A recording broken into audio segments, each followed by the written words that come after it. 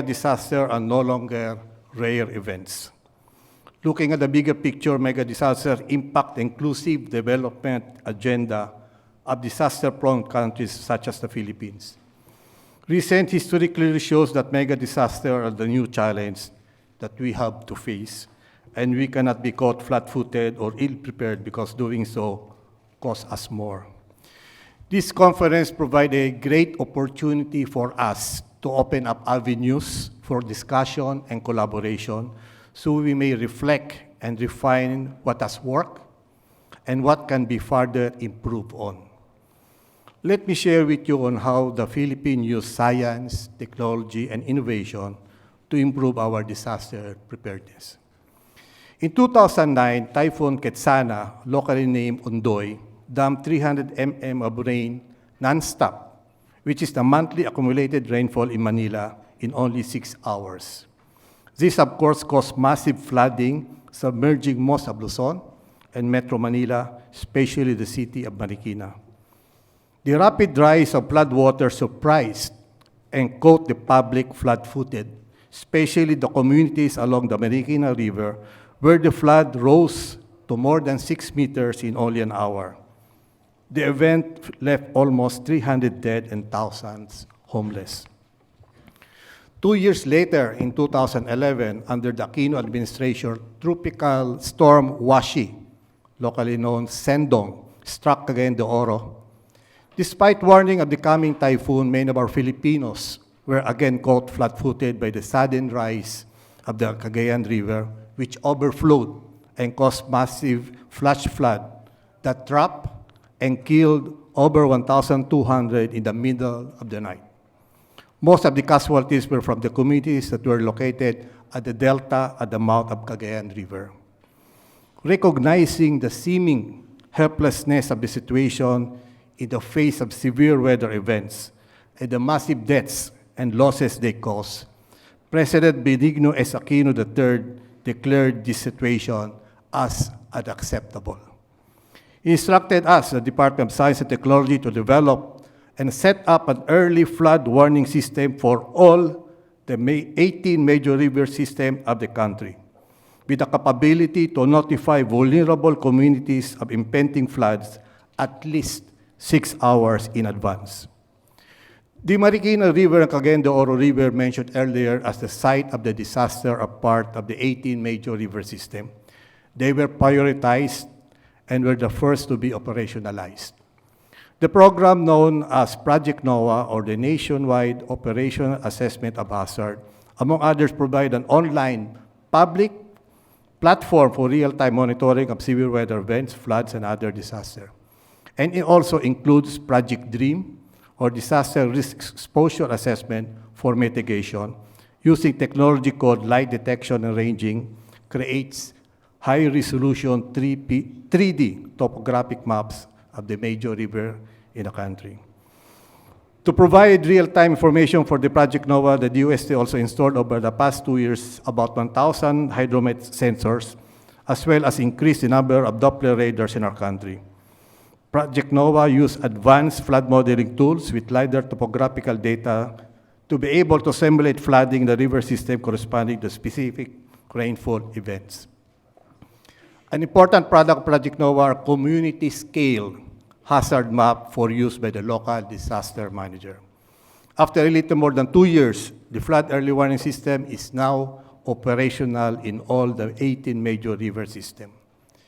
The effectiveness of this newly installed flood early warning system was clearly demonstrated during the Habagat, or the southwestern monsoon, of 2012 and 2013 in Metro Manila. During this season, rainfall levels similar to that of Typhoon Ketsana or Ondoy were experienced, again causing massive flooding events. During the 2012 Habagat event, the Marikina River water level rose to Ondoy-like 3 times over 3 days. Again, during the 2013 Habagat, the Marikina River rose to Ondoy-like levels. The difference was this time, no lives were lost. This was made possible because of the advance information issued hours before on the flood threats, enabled the vigilant local government of Marikina to take early action, to take early and effective action. In 2012, Super Typhoon Bopa, locally called Pablo, struck Mindanao, including Cagayan de Oro. The Cagayan River again overflowed and rose to Sendong-like levels, flooding communities along the river. Again, the advance information issued hours ahead of the impending floods alerted and enabled the local government of Cagayan de Oro and the public to take early, effective action. The result, not a single life was lost. What have we learned from this? Advanced information on impending disaster derived through the application of science and cutting-edge technologies enables vigilant local government and the public to take early action and in turn save lives. Here's another example how we use science, technology, and innovation to improve disaster preparedness. Super Typhoon Pablo, mentioned earlier, also hit the southern part of Mindanao, particularly Compostela Valley. It caused a massive landslide and buried a community of 612 villagers under boulders, stones, and rocks. The event, called the debris flow, was best described as an avalanche of boulders, some the size of houses, totaling 30 million cubic meters, the equivalent of more than 1 million dump trucks, cascading down from the mountains, demolishing communities and everything else along its path. This was considered a world-class debris flow event because of the magnitude of the catastrophe and the possibility of it recurring again. The DOST and the Mines and Geoscience Bureau were instructed by the President to identify safe sites for resettlement in the area using the best science available. Using high-resolution 3D LiDAR maps and cutting-edge landslide simulation model, we were able to identify several safe sites. These safe sites were put to test during another heavy rainfall event, causing massive flooding in the area during Tropical Depression Agaton. Compared to Super Typhoon Pablo, Agaton caused heavier damage to infrastructure, including bridges and roads. However, the safe sites identified by the DOST were not affected. This clearly highlights the value of using more science and cutting-edge technology to improve disaster preparedness and save lives. Today, as we speak, the DOST continues to apply science, technology, and innovation to improve our disaster preparedness and expand the capabilities and scope of our early warning system. These are some of the current programs we are working on. Number one, the supercomputer donated to us by ABM is now operational. We will be using it to run more advanced weather forecasting, resulting to more accurate and more localized weather information. This will also eventually allow us to extend our early flood warnings from the current 6 hours to 12 hours or even more.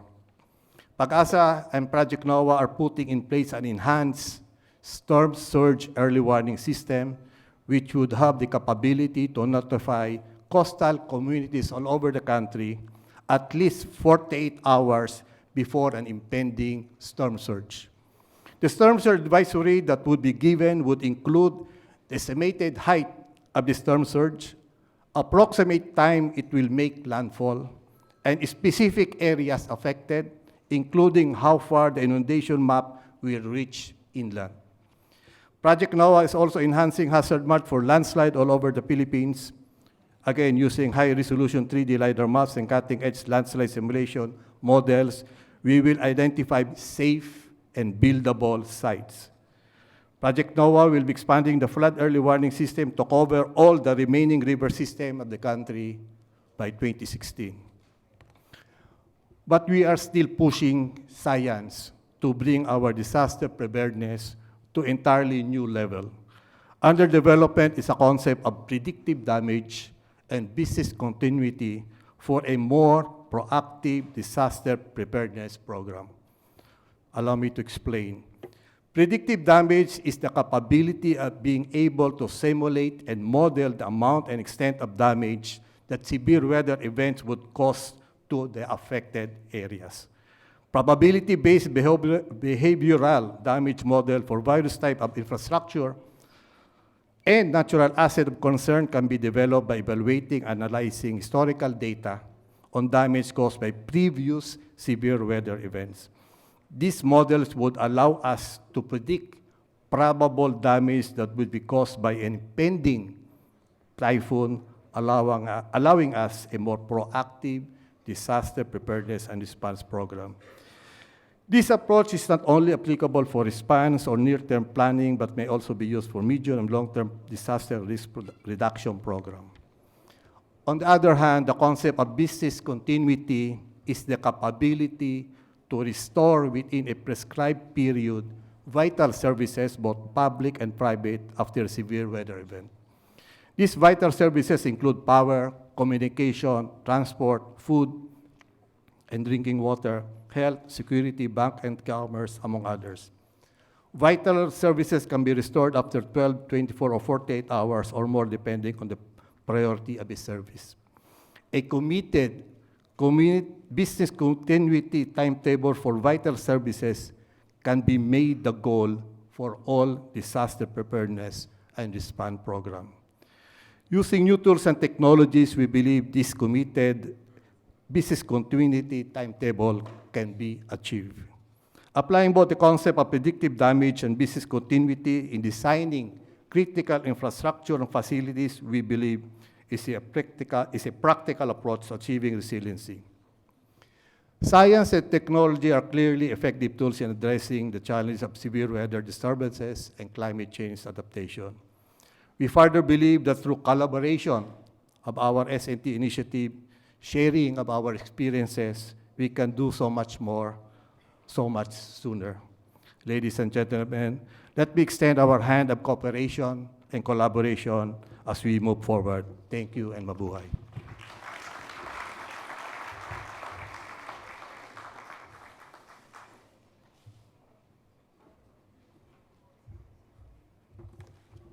Distinguished delegates, just to embarrass Secretary Montejo, I'd like to inform you that the Geospatial Excellence Forum awarded his department the Geospatial Policy Award in May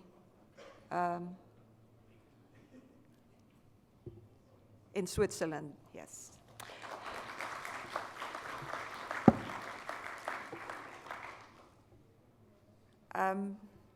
We now have back, fresh from a media interview,